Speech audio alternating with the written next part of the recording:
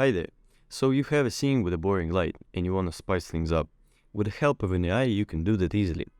AI gets better every day and already helps people in creating artworks, so how can we use it in ours? I asked WriteSonic, basically a chatbot like ChatGPT, but it is in service, to create a script for Blender that creates 3-point lightnings for a selected object. This is the code it gave me.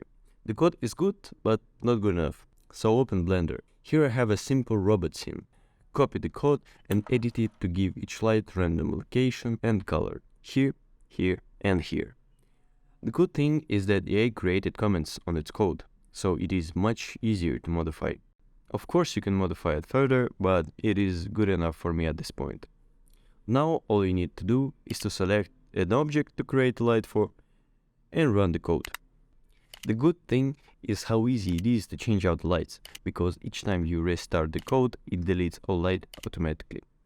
20 completely different renders in 1 hour, and you best believe that is much quicker than manually placing lights, applying colors and all that. In conclusion, at this point, I need some help, but ChatGPT 4 just got released, so yeah. But even now, you can use it to significantly improve your work.